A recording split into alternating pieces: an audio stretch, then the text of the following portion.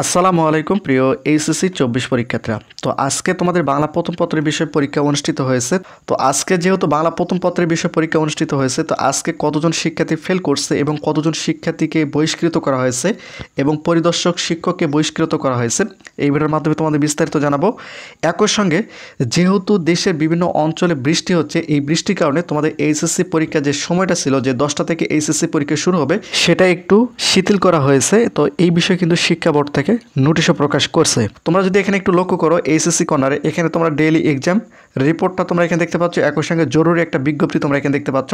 তো টোটালি আমি তোমাদের পরিষ্কার করে দেবো। ভিডিওটি খুবই গুরুত্বপূর্ণ, তোমরা অবশ্যই সম্পূর্ণ ভিডিওটি মনোযোগ সহকারে দেখবে।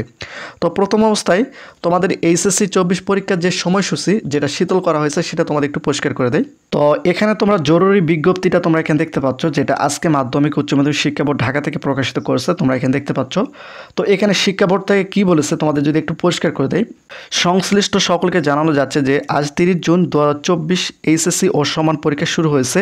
আবহাওয়া অধিদপ্তরের সূত্র হতে জানা যায় যে আগামী কয়েকদিন প্রচুর বৃষ্টিপাতের সম্ভাবনা রয়েছে। পরীক্ষার দিনগুলোতে বৃষ্টি থাকলে প্রয়োজন নির্দিষ্ট সময়ের পূর্বেই কেন্দ্রের মূল গেট খুলে দিতে হবে। অর্থাৎ তোমরা যে পরীক্ষা কেন্দ্রে পরীক্ষা দিচ্ছ, ওই কেন্দ্রের যে মেন গেট রয়েছে ওই গেটটা পরীক্ষা শুরুর আগে কিন্তু খুলে দেওয়ার জন্য এখানে শিক্ষা বোর্ড থেকে উল্লেখ করছে।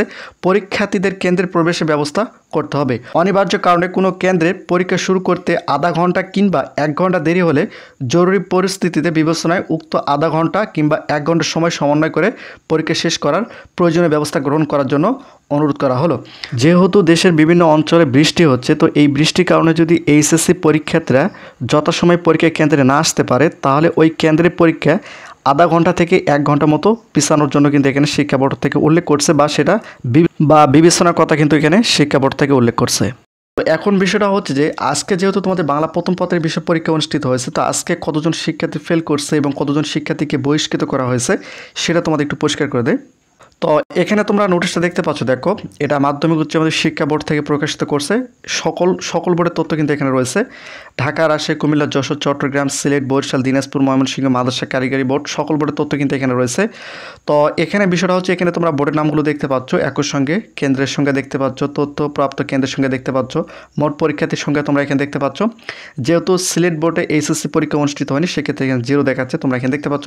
তো যাই হোক, বিষয়টা হচ্ছে যে আজকে কতজন শিক্ষার্থী অনুপস্থিত রয়েছে সেটা তোমাদের একটু পরিষ্কার করে দেয়। এখানে তোমরা দেখতে পাচ্ছ, দেখো অনুপস্থিত পরীক্ষার্থীর সংখ্যা হচ্ছে আজকে টোটালি, তো যারা কলেজ থেকে এইচএসসি পরীক্ষা দিয়েছে তাদের ক্ষেত্রে দেখো এখানে 9,970 জন শিক্ষার্থী আজকে অনুপস্থিত এবং বহিষ্কৃত হয়েছে মোটামুটি 20 জন শিক্ষার্থীর মতো বহিষ্কৃত হয়েছে এবং বহিষ্কৃত পরিদর্শকের সংখ্যা হচ্ছে 1 জন, অর্থাৎ 1 জন শিক্ষক বহিষ্কৃত হয়েছে। আর কারিগরি এবং মাদ্রাসা বোর্ডে দেখো এখানে তোমরা দেখতে পাচ্ছ, দেখো কারিগরি এবং মাদ্রাসা বোর্ড, এখানে মাদ্রাসা এবং কারিগরি বোর্ডের ক্ষেত্রে দেখো মোটামুটি এখানে 5,233 এবং বহিষ্কৃত হয়েছে 29 জন। টোটালি মোটামুটি এখানে 12 থেকে 13,000 মতো শিক্ষার্থী আজকে অনুপস্থিত, অর্থাৎ যে পরীক্ষায় ওই শিক্ষার্থীটা অনুপস্থিত থাকবে ওই সাবজেক্টে কিন্তু ওই শিক্ষার্থীটা ফেল করবে। অর্থাৎ পরীক্ষায় যদি অংশগ্রহণ না করে তাহলে কিন্তু ওই শিক্ষার্থীকে ওই সাবজেক্টের ক্ষেত্রে ফেল ধরা হয়। তো এই হচ্ছে তোমাদের আজকের আপডেট। তো প্রতিনিয়ত শিক্ষামূলক খুঁটিনাটি আপডেট ভিডিও পেতে অবশ্যই চ্যানেলটিকে সাবস্ক্রাইব করে রাখো।